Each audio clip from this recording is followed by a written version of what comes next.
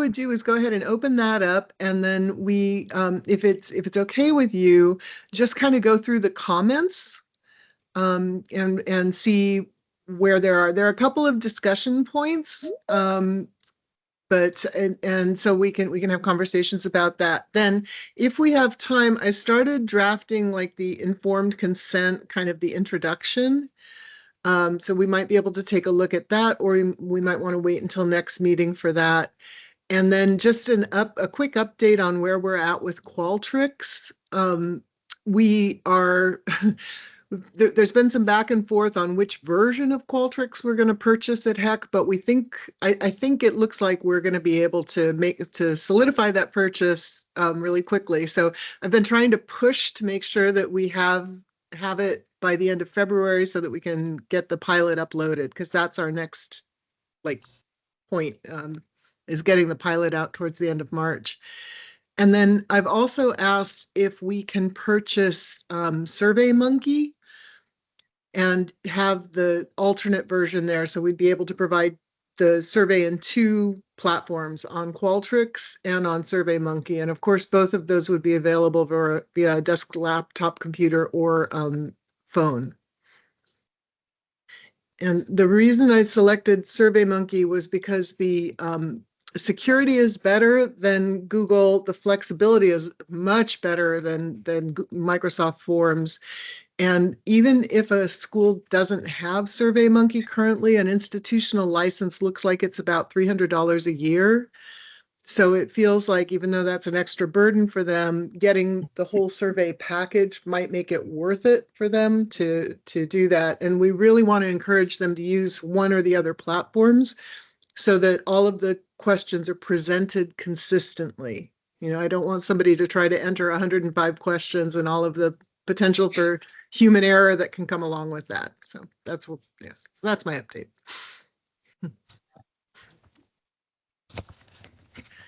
And thank you, Rudy Ann, for the reminder that there is still friendship and love in the world.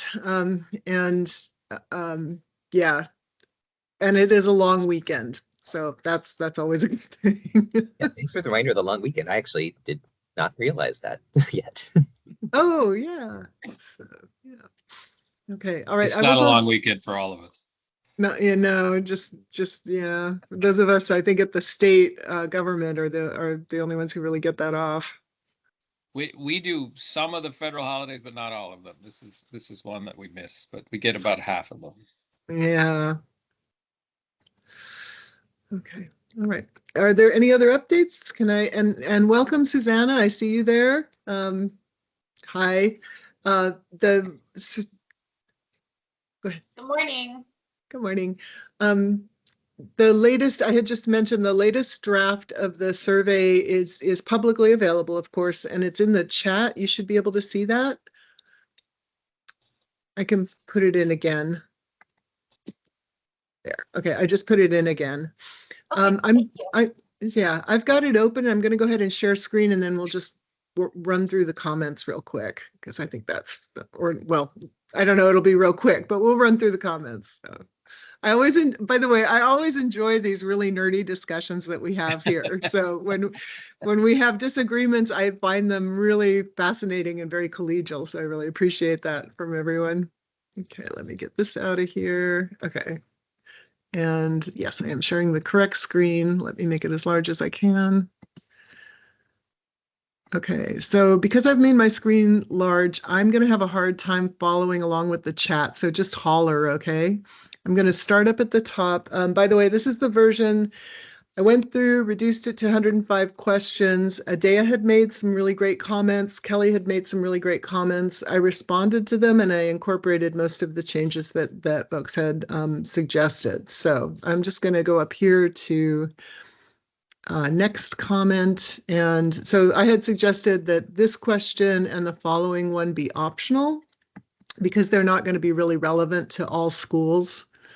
Some schools will only offer in-person classes. And the one about what kind of status folks have is not, it could be optional. One thing I'm wondering is, if we wanted to add a question about class year, maybe an optional question about class year. The experience tells me that it's so hard to get that question answered right. If you do the first, second, third, fourth, there are lots and lots of exceptions. First, second, third, fourth presumes full-time progression through a degree program. If you ask about how many credits you've completed, people don't usually know that, or they're estimating. There are different credit counts at different places, so they're hard to standardize the responses. I mean, if we do that,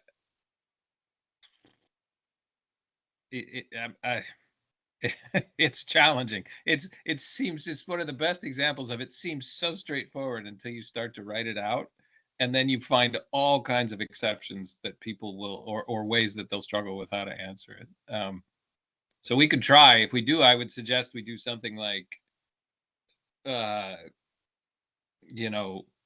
25% done, I'm 50% done, I'm about 75% done, something like that. Because first, second, third, fourth year is not nearly as straightforward as you would assume it is. Anyway, that's my take. Yeah, and I think that's really true. I think it really depends in part on the college that folks are attending to, right? A community college is going to have really different. The reason is that most of the current surveys, the existing surveys, do have that. And there's a lot of literature that talks about that riskiness for the first year. And in my experience, and probably in yours too, Kelly, from Willamette, the longer you've been at school, more likely you are to have experienced one of these things. So it could be. Well, yeah. How about, sorry to interrupt you, how about asking it that way? What about a question that says, first year or, more than 1 year, and then, I mean, it's actually two questions, and then another one that is, whether it was full-time or part-time, how many semesters have you attended college or something like that. Semesters, I think, is often the one that people can most easily access. It's easier to think about than credits. I don't know. How about that? So by way of proposal, how about, how many semesters, regardless of whether it's full-time or part-time, how many semesters have you been studying, including the current one? Yeah, except some colleges are on a quarter system too. So how about this? How about we just put in like a placeholder that says, you may wish to ask a question about the year that the student is in at your college. Please use the appropriate language for however you would use that. Because I'm not sure at a community college how they would phrase that. Does that something like that maybe? Or we could put. Or we might design two questions, one for semesters, one for quarters. I don't know if there's a third permutation of that, and just say, include the one that works for yours. That way, yeah. Okay.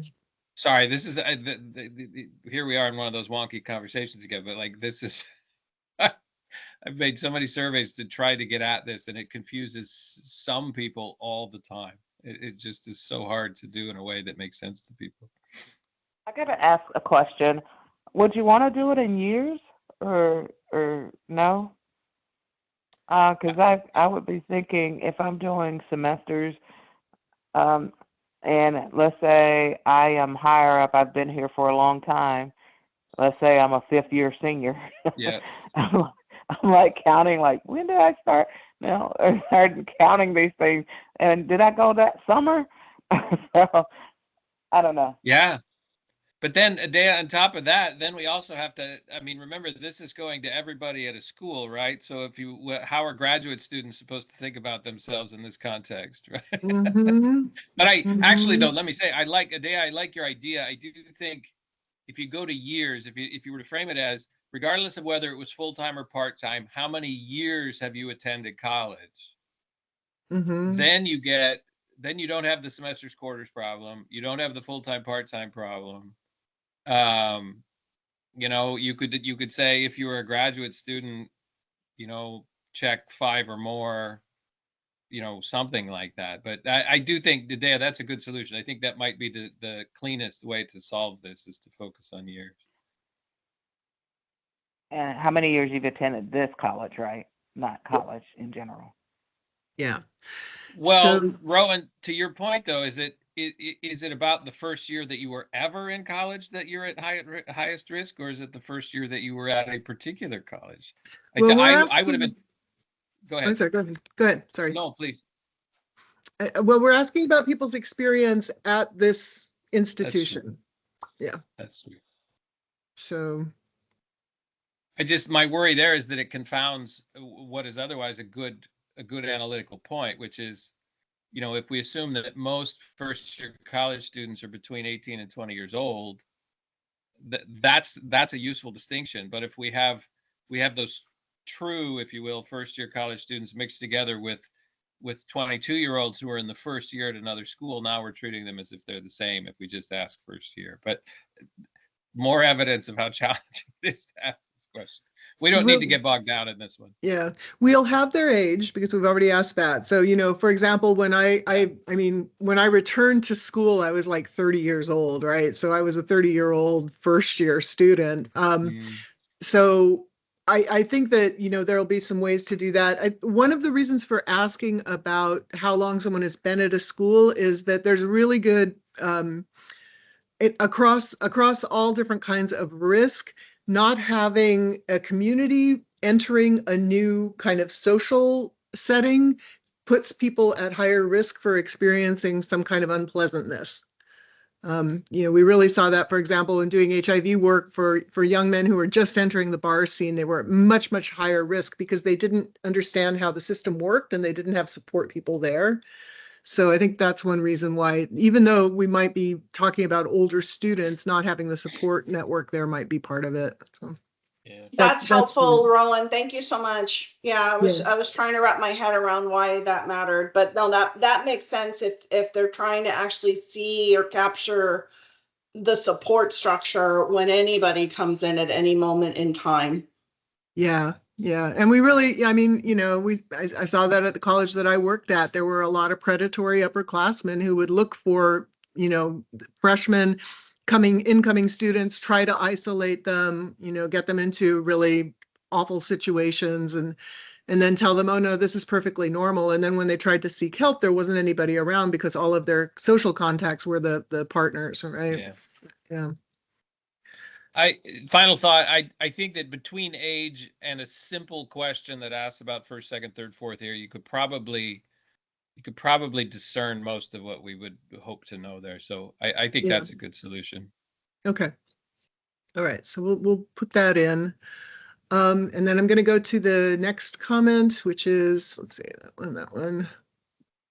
Okay. So Kelly, again, to your point, on this one, we've already had this discussion, but I went ahead and changed it to confidential or anonymous because we don't know yet if we can call it anonymous, because anonymous would mean there was no identifying data at all. There's no IP addresses. Everything has been stripped from the responses. And so we can't really say that yet. I'm hoping to get more clarity from our data people on that.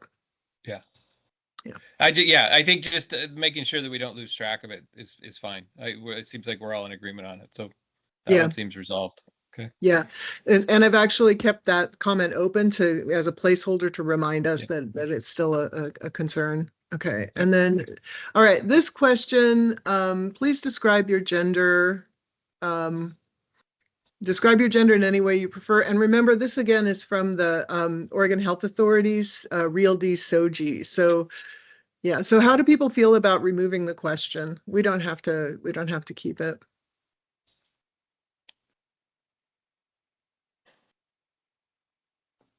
And then just a reminder, there are several questions about gender and sex.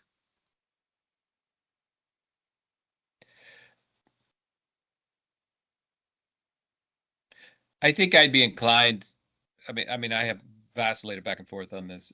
To remove it simply because with all of those other check boxes and everything in there, if that's definitely staying in, the chances that anybody will go back and try to recode that open-ended question into something useful are virtually zero. So the reason to leave it there would be if we thought it made the respondent feel included or able to express themselves, just as a way of sort of keeping them in a comfortable place. But unless that's a really compelling concern, I would say, yeah, let's remove it. Okay.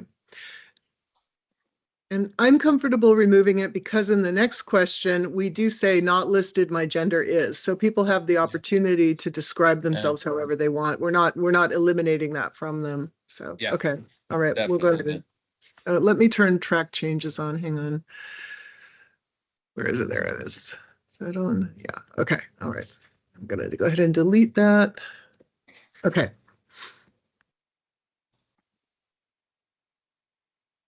Okay. All right. So we had this discussion, and just a reminder that we are, when we're talking in the implementation, when we're talking to folks, to the institutions, we're going to tell them code these questions as sexual harassment, code these questions as gender-based harassment. So we're not going to ask participants to try to decide if they were sexually harassed or if they were harassed on the basis of their gender.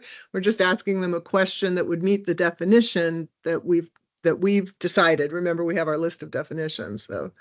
So that's what that is.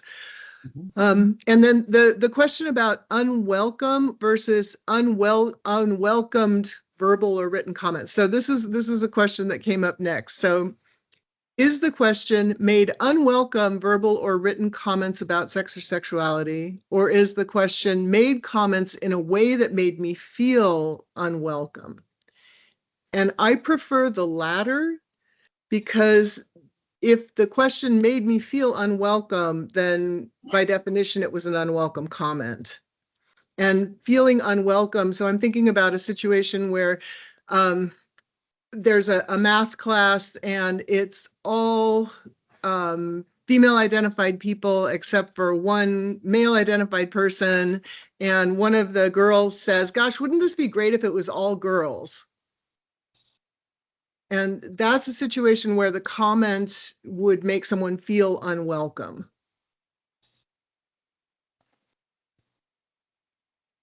Like they didn't belong. I guess that's what we're trying to get. Is there, I have a friend who works in engineering, road crew engineering, and there are constantly people trying to make her feel like she doesn't belong there. So that's why I put unwelcome. Does that make sense to folks? Yeah, it makes sense. But yeah, it depends on how you look at it, because it could be an unwelcome comment, but it makes you feel unwelcome in that space. And I can see if it's about your sex, maybe sexuality as well. Yeah, I can see. Is there any way you could like add more words to say that it's so that they'll know that it's definitely unwelcome in this space?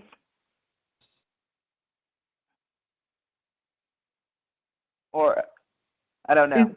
Is that necessary?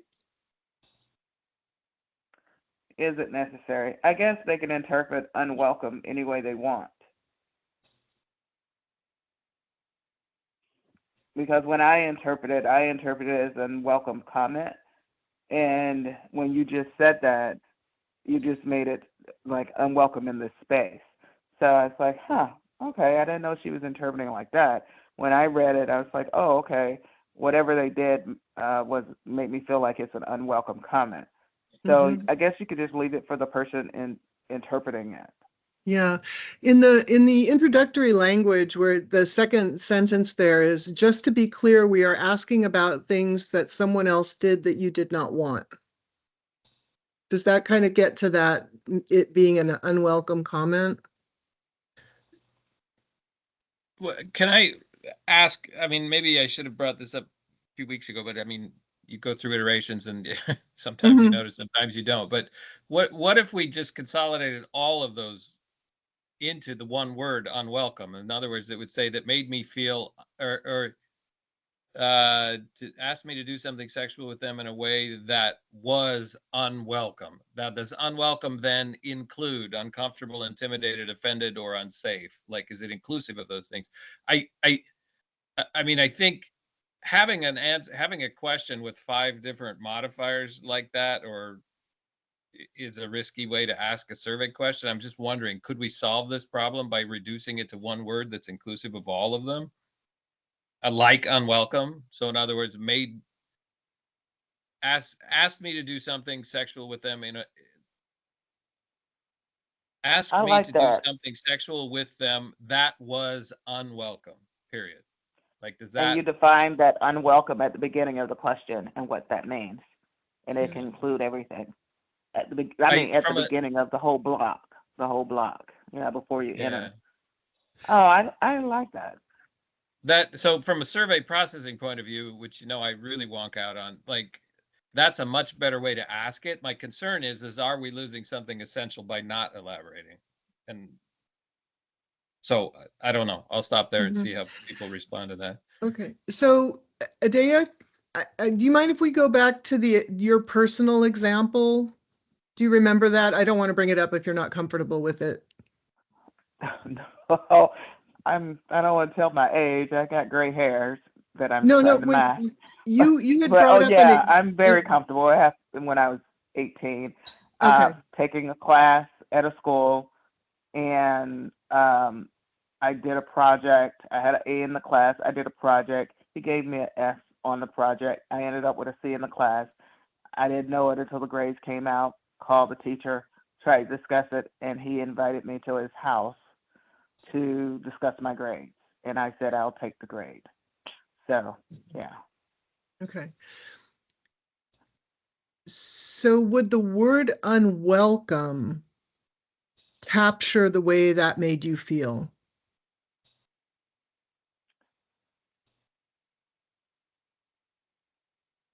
Well, the class was over, so I couldn't say I felt unwelcome in that space. I would say his words was unwelcomed. His what he did was unwelcomed. Because How did it was not right, like I was in that space. The class was over, grades were out. I was right, on the phone with him. right. So he had never done anything like that before. But I didn't want to be around him anymore. And thank God I didn't. It was a general ed class, so I didn't have to take a class. It wasn't in my major. So it was a one and done. But if I saw him, I would have felt uncomfortable around him. And yeah, what he said was unwelcome. It wasn't like he said it at the beginning of class and something like that. Now that is a whole nother thing. This was he acted normal during the class, but then tried to utilize his privilege as a professor to, I guess, do something. Yeah. Yeah. And see, that's the nuance with sexual harassment, because somebody could say, well, why don't you come over to my house and we'll discuss it? And that might be an unwelcome comment, but it might not make me feel intimidated or unsafe, right? I just might mean that was like, don't say that. That's a stupid thing to say. Sexual harassment, the experience of sexual harassment is being made to feel uncomfortable, unsafe, intimidated. So the comment might be uncomfortable, it might be unwelcome, but if I'm not feeling those things, then it's not really sexual harassment. I know that's hard to kind of wrap your head around. So think about you're on your way home, you accidentally cut somebody off, and they flip you off and they yell an epithet at you as you're driving by, something like, something like about your gender, stupid men can't drive, or, women get off the road, or something like that. That could be the same language, but if you're not feeling like unsafe, if you're just like, wow, what a jerk, they really overreacted there, that's not technically harassment because you didn't feel unsafe, intimidated, afraid. Am I describing nuance? Yeah, you're helping me. yes, it's helping me think about it. I can't speak for everybody, obviously, but I see what you're saying, Rowan. There's a definite difference between something being unwelcome and something making you feel unwelcome. There are lots of things that are not welcome that do not make me feel unwelcome. They just annoy me, but it's not, right? So I see exactly, your example is a really good one. I get what you're saying there. So, I mean, if that's what we want, if that's the angle, the question then becomes which of those two things are we trying to figure out? Did it occur and it wasn't welcome, or did it occur and I felt all these other things? And so we want the felt, because that's what makes it sexual harassment. then that's a really compelling argument to leave it in there. And I see the distinction. And I having looked at it now several times, I do think there's a lot of mental energy going into processing the way it's being asked, but I'm not sure there's anything we can do about that. And unwelcome on that list, I think, does add one additional modification, right? One thing to ask ourselves is, do any of these words overlap? You know, uncomfortable, intimidated, offended, unsafe, or unwelcome. They're all, yeah. So I guess this is one where I'm ready to say, let's go with it.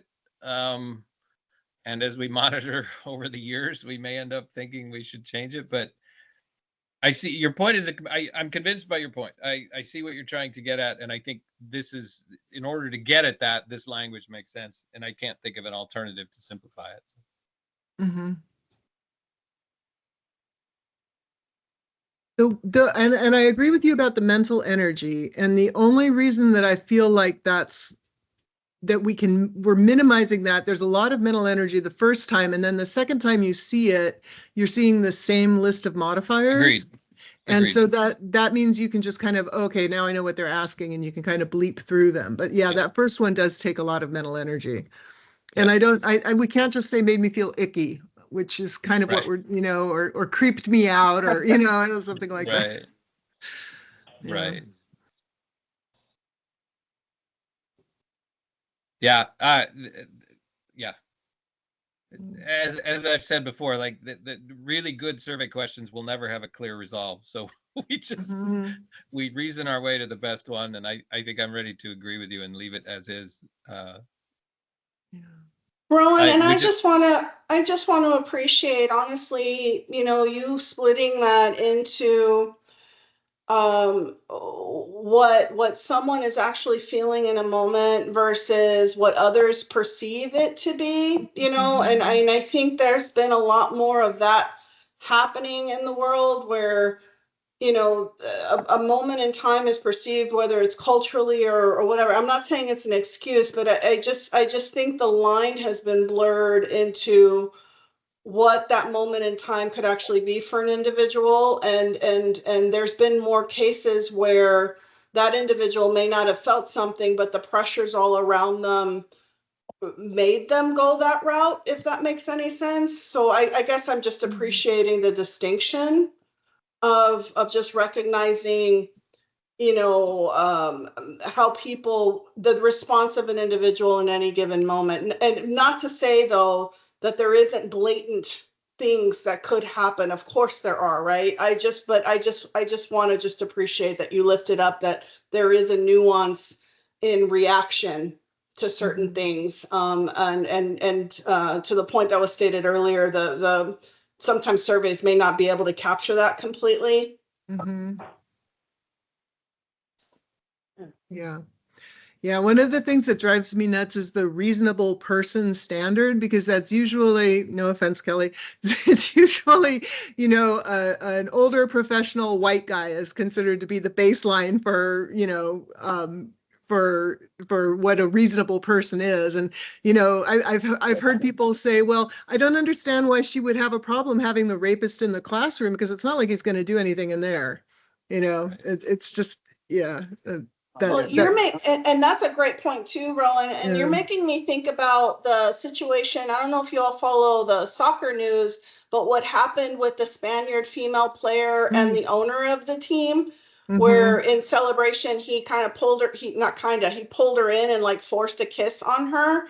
Yeah. And it was an interesting dynamic to watch. She won that whole case, of course, and he got fired. But the debate around it was, well, they were celebrating, right? And I'm not condoning it. I'm just Mhm. saying that the nuance of interpretation and perception still ended up falling on her to make the choice and decision to say, hey, this did not make me feel good, right? Irregardless of all the chaos that was, being pushed into that moment. Yeah. Yeah. Yeah, that's a really good example that got really so can we leave it here? Because I really get what you're saying too about it being an awful lot of words. Can we highlight this maybe in the feedback form when we're asking students to look at it? Say, Yes, there are that's some what I was questions. about to say. Okay. I agree That's a with great that. idea. Yeah. Because that's what I said. Just have those questions, those prompts up as they're going through to take notes and give feedback about specific questions. Yes. And one of the things that we really want to know is, were there any questions that you spent an inordinate amount of time thinking about how to understand, not necessarily how to answer, but how to understand it? That's where the real challenge is at. So yeah, I like that, Rowan. I'm very happy going forward at this point. We don't need to continue on this, I don't think. Okay. All right. And also, just to let you know, we're seeing if we can get some incentives for the people who pilot this test, because oh my gosh, we're asking a lot of them, right? This is a huge commitment. Okay. Right. Next comment. This is a Dea's comment, and yes, we discussed that. We put sexual body parts in. We did that last time. For this one, so Caroline says, what about having an option about being off campus at an event with other college students? I kind of think we catch that, because if it's off campus and the people who were there were affiliated with your school, we'll kind of pick that up. And then her second comment, is it worthwhile? Let's see, is it worthwhile to ask if it happened off campus? And I'm not sure, does that add anything to ask what the specific town or city was in which the sexual misconduct happened? I would, as an academic, I totally understand why we'd want to know. As an IR person, I just don't know how I would use that in a meaningful way to help me understand.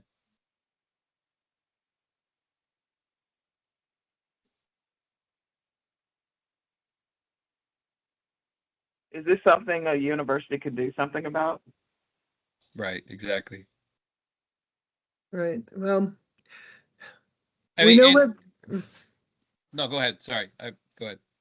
Yeah, I think, if we were bound by Title IX, it would matter. We're not.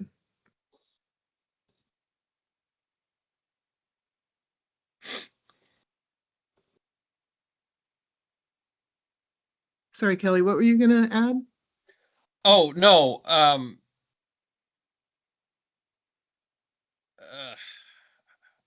I'm not sure. I stopped because I didn't think it needed to be said. Yeah. Okay. So we can go on. Yeah. Okay. So if Caroline, I wish Caroline could join us. I understand totally that she can't right now, but maybe if we make that more specific location optional, maybe that's something that would really matter to a specific school, right? Like if we knew that, it doesn't happen in Medford, it just happens in this little town outside of Medford, and we know that town is problematic or something, as an example. Okay. My thought, my thought, I'll just share it, was I'd be worried that schools might be tempted to dismiss any instances in which it was so far away they didn't feel like they could do anything about it, right? Like that. Yeah. I don't think that's what would happen, but anyway, we can move on. Well, and I think, we're trying to catch in the prevalence as well as giving schools information that they can use to make changes. They might not be able to make any changes, but, especially like if it happens in another US state, what are you going to do? In a situation where somebody's doing they're studying in Santa Cruz for the summer or something like that, Willamette can't do anything about that, but the student had the Exactly. experience while they were at school. So, Exactly. yeah. Okay. Well, one thing, the only reason, well, if you want to make it optional, if Mm. there's a pattern of behavior Mhm. in a certain town, Right. if say every time your students go to this one particular town for this game that's on your rotation or something, the women, the females all experience this, and it's a Mhm. pattern. That's something that you could do something about, I guess. You could say, well, Mhm. we're going to protect our students because we see that this is happening, so we're going to not put this on the rotation. So I guess you could leave it optional for that reason. That's a really excellent point because I'm remembering, Rudy Ann, maybe you remember, was it Idaho? There was that town where the Black students were getting yelled, people were yelling racist abuse at them when they stopped to get gas or something. They were, it was a athletic team and they were on the road to their game and they'd stopped to get gas and several townspeople like drove by and were just yelling abuse out the window. So yeah, something like that might make sense. Okay. Adea, I think this one we already talked about, whether it's unwelcome comments or it made you feel unwelcome. And then that was the same one. We talked about that. Okay. So here we need when we're talking about relationship abuse, we need a question about economic coercion. I don't like that question, but I'm hoping you guys come up with a better one. I don't want to ask more than one question, and maybe and I don't know that it really gets captured. It doesn't really get captured in economic impact. Oh, you know what? Hang on, let me go down for a second.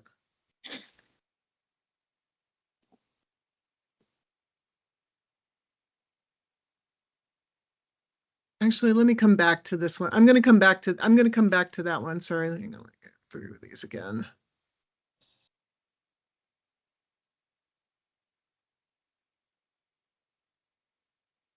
Okay, let's come back to this one. What page is that? That's page 6. Okay, God, we've got to move through this because I think there might be a solution later on. Okay. I had, yeah, sorry. Oh, I was just gonna say, how about accessed financial accounts or spent my money without my permission? I mean, Yeah, it's a bit broader, a bit more inclusive, but it's also, well, I don't know. there's some phrasing later on in the survey that I think kind of captures exactly what you just said, Kelly. So when we get to that, we can kind of review that again. Okay. So, Can I ask you something? Because it's always, I think I remember the questions because I'm not looking at it right now, but it's always like kind of what the person did, the partner did. What about, because in the matter of financial ones, I was thinking of like why I can't leave or because this person has in control of my finances or this person is in control of the checkbook or I can't do something because this person, you know, gives me a weekly budget and I hand my paycheck over to him or something. I don't know. But I was thinking of some direct question like, do you feel that something financially you can't leave because of these issues or something like that, or financially constrained or controlled, or I don't know. I was thinking of like a direct question and then check off like the possible reason why, because this person has control of the checkbook, because of this person will not allow me to do blah, blah, blah, blah, blah. I don't know. And that could be one question with a direct question with all the possibilities. That's what I'm thinking. yeah. Yeah, to me, that sounds like a different question, that question of why didn't you leave? And that's a really fraught question to ask folks. Maybe not why didn't you leave. Do you feel that you have autonomy are, I'm trying to, because I know someone that experienced this, Mm-hmm. and her partner, even though she brought home more money than him, he refused. He forced her to hand over her paycheck and gave her money for weekly allowance, food allowance. Mm-hmm. And he would do all these other things to control her. And then I know another person that went through the same thing. Her husband, when they had a baby, I sent her a gift. It had her name on the mail. He opened the mail and lost one of the things. She had to go searching for it. And they had one email address, so I couldn't even email her anymore when she got married. Every message he relayed to her. Yeah.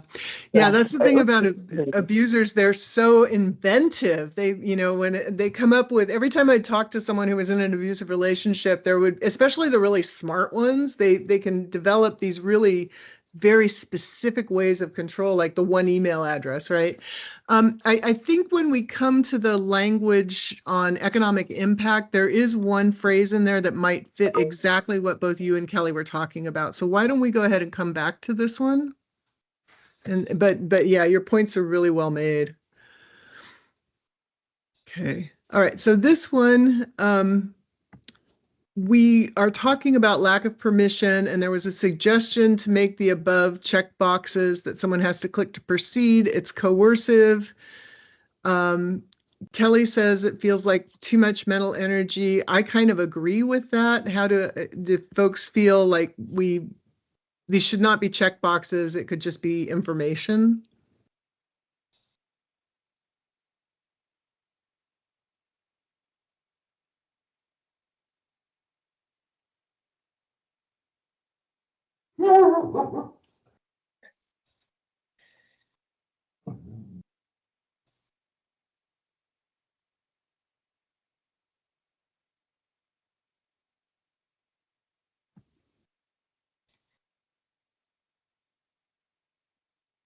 I can't see the question again. Could you repeat the question?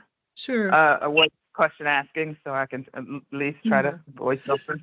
So this is about sexual violence, which of course the participants aren't going to see that. The next questions ask about acts where your body was touched in sexual ways without your permission. We're not using the word consent because consent has become one of those words that's almost meaningless because it's got so many weird kind of social things on it right now. So we're talking about without your permission. Experiences where you were made to perform sex acts on others are also included. Please remember that you can skip any of the questions. If you would prefer not to see these questions, click here to go to the next section. And then lack of permission for a sex act is communicated in many ways. And this is where we're asking about the checklist, the idea of a checklist. Lack of permission for a sex act is communicated in many ways, including but not limited to: you said yes to some sexual acts, but acts occurred that were not agreed upon. You were unable or were given no chance to refuse. You were incapacitated, unconscious, asleep, or so high or drunk that you could not take care of yourself and could not stop what was happening. You made excuses for or gave reasons why you couldn't do it. You tried to convince the other person to stop, pleaded, or cried. You pushed them away, moved their hand off, tried to create physical distance, hit, or kicked. You directly said no or I don't want to. You said yes to sex only with condom or contraception, but the condom or contraception was removed or tampered with. And so the question is, should that be a checklist where people have to go through that so that we know that they read all of those, or should we just leave it there as a list and not require people to read it if they don't want to? I like the checklist. I don't know, Kelly, anybody else? I like the checklist idea. Well, my thought, Adea, was if we think there's useful information there, then we would ask it. If we just list those as a way of priming people's thinking so that they're thinking as in as detailed and as comprehensive a way as possible, then I think we should just leave it as a list. So it really is about whether or not we think we're going to analyze. Is it going to be meaningful to us, for instance, if we discover that response number 3 occurs twice as often as response number 5 or something like that. Because that's, if we think it's useful, we include it. If we don't, I think we can not require that they check the box. And I don't know what the right answer is. Yeah, I think the other was making sure they had read it in order to move forward. So they don't not necessarily catching but just, yeah. So I feel like let's just not make it coercive. Let's just have the list. I think the information is useful if people are wondering what we mean by permission, but not make that coercive. Does that sound good?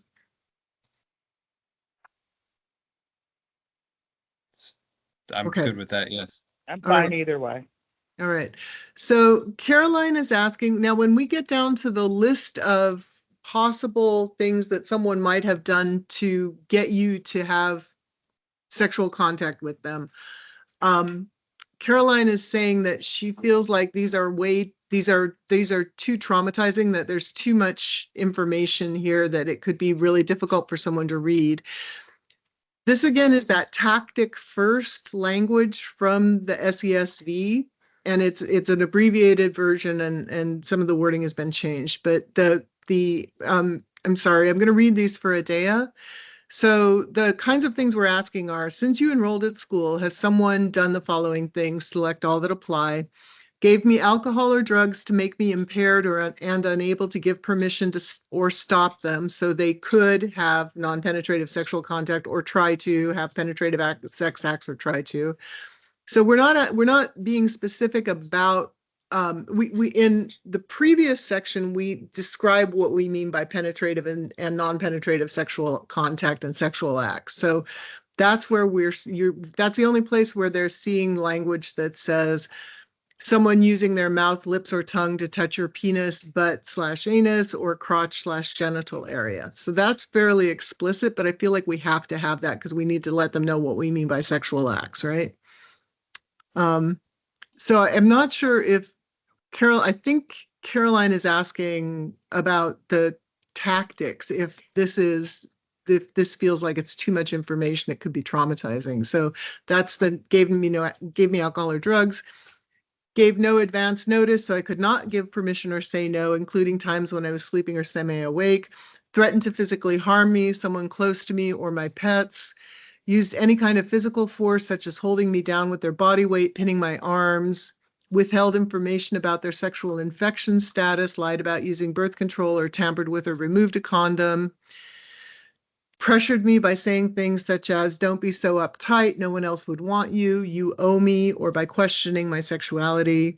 Pressured me by threatening the relationship in some way, such as threatening to break up with me, threatening to have sex with someone else, questioning my relationship my commitment to the relationship. Didn't listen when I tried to get them to stop by trying to change the subject, moving away, saying I didn't want to. Or did something else not listed above so they could. So the question is that too explicit? Do we feel like asking those questions would be traumatizing?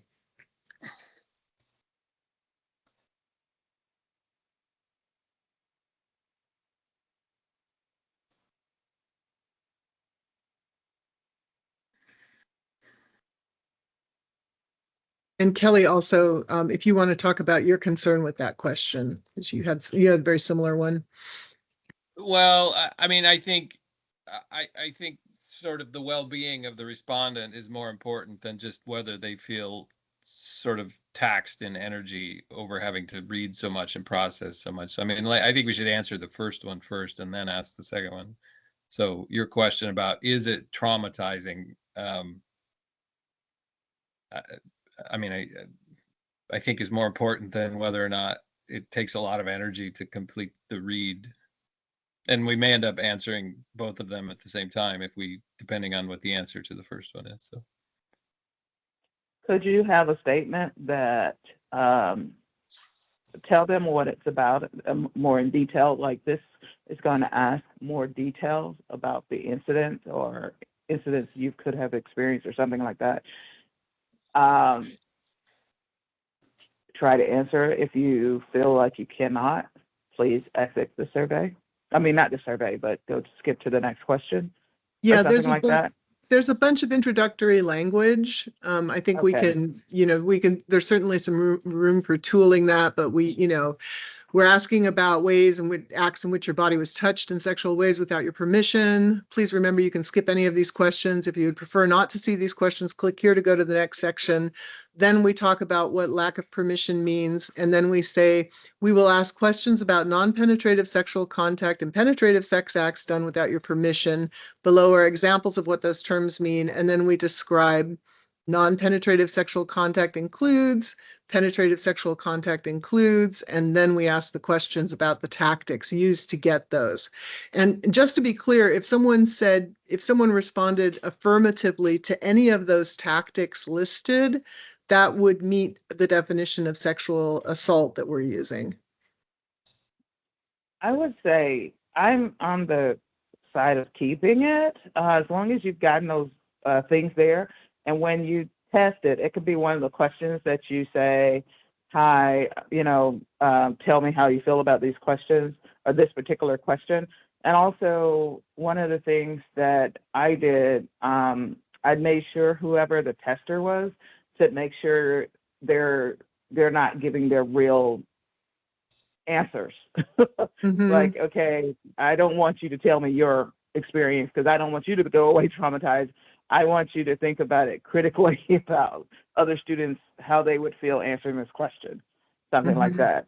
Mhm. So when you're reading this, so that could be one of the instructions is, because I remember somebody filling the climate out, really filling it out. I'm like, no, that's not what I want you to do. So yeah, so I would say that's one of the ones I would want to hear what the students say about it, because I don't know. Some people may want to have a voice and have that outlet to explain what happened to them, and some it may be traumatizing. So I would like students' opinions on that one, more than the researcher.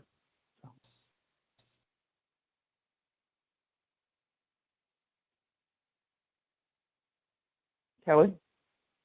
I'm going to default to people with more professional experience on whether or not this kind of language traumatizes or not. I'm just not sure. I do think I do think it's important. I mean, I could see the utility of it, why you need people to think about all the ways. I mean, we've had several conversations about how hard it is for people to sort of admit that what's happened to them falls into these categories, even when it's clear, right, to a casual Mhm. observer.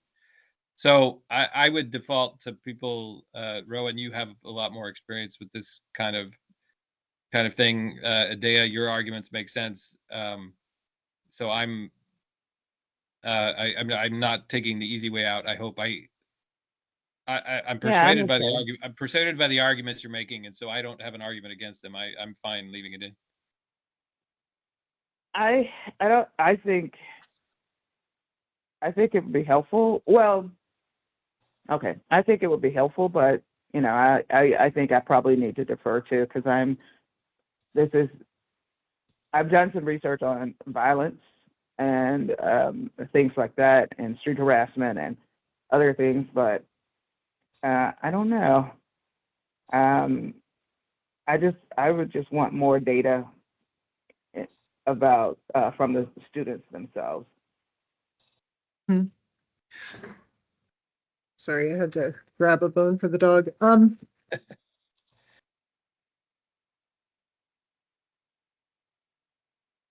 Why don't we leave this for the student feedback? Sorry, go ahead, Kelly. Oh, I was just going to ask, could we leave it? Could we ask the language subcommittee what they think of this? I mean, maybe put a note that says, how do you all? They're really dialing into this sort of thing. Like, do they have and if we do decide to leave it in, then yes, definitely we'd need to know from students what Yes. they feel about it. Yeah. I think that's a really excellent point. The language subcommittee will be reviewing this. I think one of the things that we need to recognize is they're smart. They know we're asking about sexual misconduct. They know we're asking about all of this kind of stuff. Somebody going through this could see that, could read something here and go, wait a minute, they did hold me down. They did pin my arms. And I didn't think of that as sexual assault, but the way they're asking this question makes it sound like what they're saying is that, the person did this so that they could rape me, basically, right? And so we do run the risk of someone seeing that. I know there, just a few years ago, I was listening to a lecture and somebody said something in a certain way that I'd never heard before. And, the 20 years I've been doing this, and I was like, oh my gosh, right? Suddenly that experience makes sense the way they said that. I don't necessarily see that as a bad thing. I think somebody, being able to make sense of an experience suddenly, or realizing, oh, the way that I felt about that is legitimized by this question. I don't think that's a bad thing. We will have resources available to people on every page. There will always be a resources button they can click. There will always be an exit button they can click if they want to. But yeah, I do think too, survivors are a lot stronger than sometimes people give them credit for. We certainly don't want to accidentally injure someone, but we're trying, like you said, we're priming them, Kelly. They should be prepared that these are going to be difficult questions. So I'm not as concerned about it, but yeah, we'll run it past the language people, ask the students to really, let us know how, were these really hard. And then Adea, your point about asking them to, I think asking, letting them know, please answer the questions in the pilot any way you want. Like, even if you haven't had the experience, please feel free to indicate that you have, because we want you to work through the survey in different ways so that you'll see different response options. And being clear to let them know that we are not going to be, we're not analyzing your data. We'll be looking to make sure that the data populates our report specifically, but we will not do any kind of follow-up with this data, and we won't use it for nobody will see it outside of HEC. And that we'll dispose of it once we're done with it, right? Like, exactly. There will not be any keeping of this data, especially the student test data. Holy cow. Yeah, for sure. Yeah, once we've analyzed the pilot responses, it will be destroyed. Yeah. Yep. Okay. Next comment. Okay. Responses. Okay, so here I edited and grouped these as best I could. So I'm not showing you what the original one looks like, but this is where we're saying, this is where we're asking about, did you talk to anybody about it? Did you report to the campus? And so what I did was kind of consolidate and group them. There's still a lot of responses, but I thought that possibly grouping them made it a little bit, rather than having a list where all of these possible responses are just sort of scattered randomly.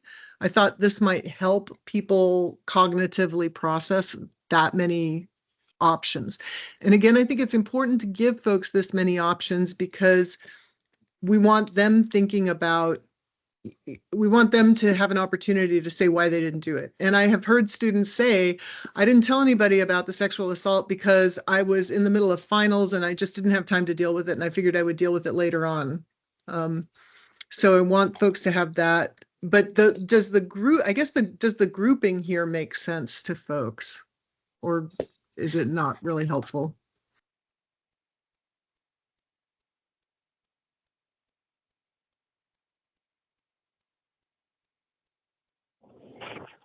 I'm okay with letting stuff fly until you get feedback from the students themselves.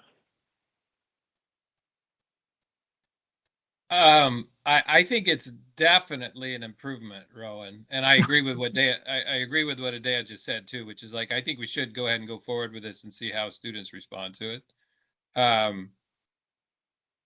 I still have my concern. I'm just not sure we're gonna process the data in this kind of granular degree, but by grouping it, even if it's just visually this way, there's a cue here that tells you that you can go ahead and think about these as if they're related in some way, which is much better than just a random list, which may feel like you're bouncing back and forth between ideas. So Yeah, I like it. I think it's I think it's a distinct and important improvement, and I agree we should go ahead and try and just test it this way and see what happens. Okay. And also, But I Kelly, really, I want to be very complimentary. I do like the grouping. I think that helps a lot. and also, a lot of the stuff is going to change when you get to the software, how you display it. Mm-hmm. So even though we have it this way, it may be displayed a different way because you got to test it out on a phone. I'm hoping that you'll have the sample will test it on the phone and at a computer and things like that. So, so whoever is going to do that, they're going to have to look at it and see, okay, I want to ask this question. How can I best display it so it's not overwhelming? Mm-hmm. Yeah. Mm-hmm. Yeah, that's a really good point. And yeah, we definitely, because they'll all be taking it on the phone, right? Like that's just realistically. So yeah, we want to make sure that it works that way. Okay. Next comment. It's 10:04. Just checking time. Do people have another 10 minutes or so? I can go 10 good. minutes. Yeah. Okay. Let's see. I corrected the pronouns in this section. So we were asking, did you make a formal report? What information were you given about your rights and remedies? So that becomes a checklist. That was one of the earlier suggestions. And then let's see. Oops, sorry.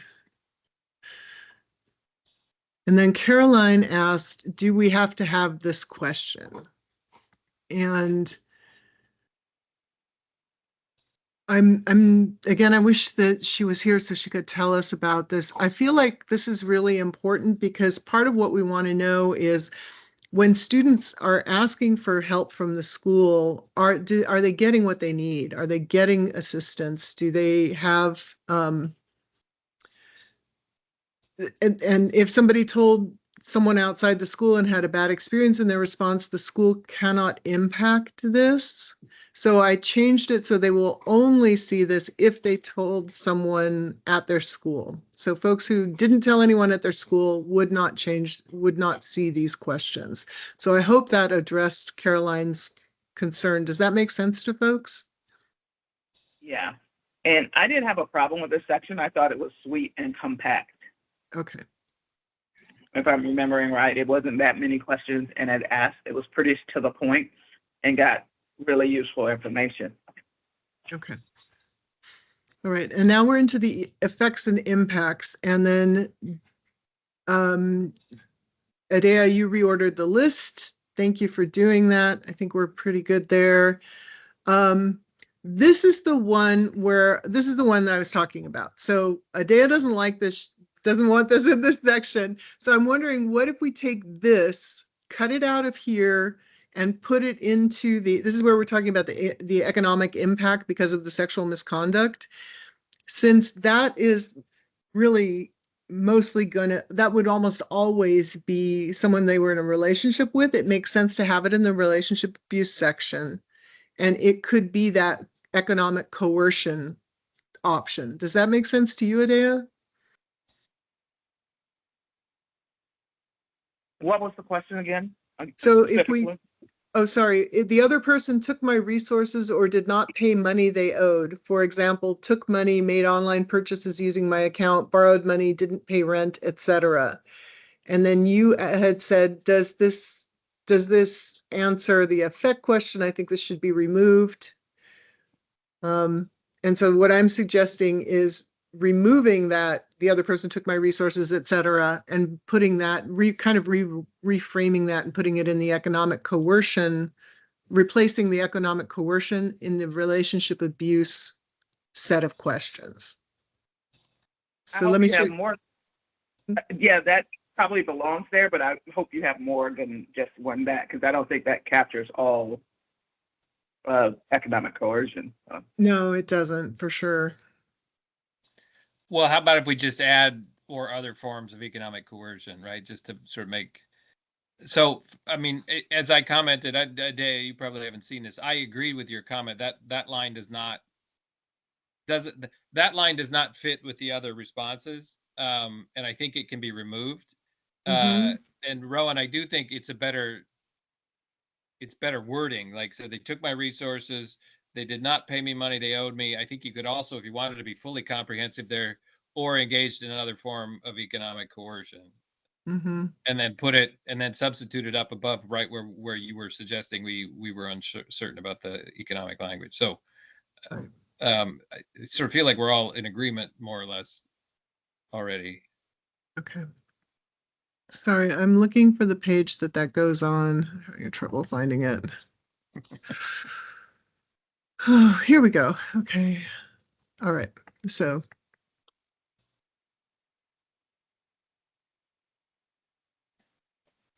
I'm going to just highlight this, that this is something to continue to work on.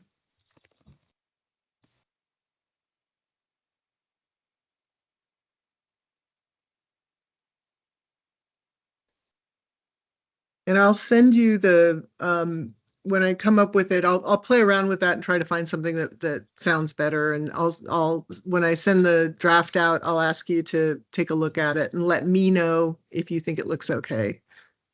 All right. Okay. That's good. Okay. Sometimes Word is really not designed for this process. Anyhow, okay. Trying to use tables in Word like you're doing, Rowan, I think is one of the most frustrating. Oh my gosh. Frustrating use. Yeah. The formatting, I couldn't get the number font larger, and I couldn't get rid of the Yep. indent there. It was just so annoying. Okay, anyhow, sorry, thank you. Years ago, I started putting anything like that into an Excel spreadsheet and then copying it into Word just so that I had control over the formatting. Yeah, But anyway, yeah. it's hard, but Yeah, it looks what good. You've managed to keep it looking good. Okay, thank you. Okay. All right. So Kelly, yeah, so you were saying, so throughout this, we've been using school as like kind of your institution. So we could just say, your current institution. I don't know if we want to say administration, because I'm not sure all students understand the difference between administration and staff. Right. Um, Well, my thought there was just simply is a person who they won't even notice it until they're into the questions, where they're like, wait a second, by my school, am I supposed to circumscribe any particular group there, right? Like, are we talking about anyone and everyone, or are we talking about people in positions of authority? So just mhm. any just very short reference that would say, by this school we mean either everyone or people with, responsibilities or authority or something like that. Mhm. It Okay. just helps people think about how to respond to it. It's Right. more trying to eliminate dissonance. And then the two questions so Adea, this says the following section asks about your current school's response to sexual misconduct using the scale provided. Please indicate your agreement. The two questions are: this school does a good job of protecting students from sexual misconduct, and this school provides appropriate sexual misconduct prevention training to its community members. And so Kelly is saying maybe we should change that to make it more clear that we're talking about an institutional response rather than a student response. Well, actually, I'm just suggesting we make sure we know what we mean. Like, it doesn't need to be in any of the responses. It can just be an instruction as part of the asking of the original question. Just, below, when we say this school, we mean whatever. That's all. Okay, and we could actually put that probably at the beginning of the survey too, because we ask about that so much. Okay. Sure. As long as we're using it consistently, yes, definitely. Are we? What are you saying? Are you saying that the student won't know that they're talking about their university, or what? No, that what I mean, Adea, is I'm looking at our intention first. So is our intention that they think about anyone associated with the school, students, friends, dorm mates, faculty, staff, administrators, or do we want them thinking just about the authority people of the schools, people in positions of responsibility or authority? It's so that it's just to help people so that they're not sitting there wondering, well, who am I supposed to include as I think about this? That's all. Oh, Does that okay. make I sense? never have that question. I always think institutionally, Well- but but if I'm a student, right, that's a possibility. Yeah, I didn't Here's- think of that because Well, here's one of the automatically. reasons. Okay, One go of the ahead. reasons why I thought of it. Sorry, go ahead, Adea. Sorry. No, I told you to go ahead. Go ahead. Oh, okay. Prior to this, we do ask about really specific people on a campus, right? So after somebody has been primed to think about administrators or my peers or other classmates or faculty, they're going to get to this question and probably still have that in their minds and say, well, do you mean all of them, or do you just mean? So that's all. I'm just trying to think about trying to make language as clear as possible the first time around. So if what we mean are people who have responsibility, let's find a way to say that so that they know that's who we're referring to. That's all. Mhm, Could you mhm. straight or this institution as a whole or administration takes this seriously?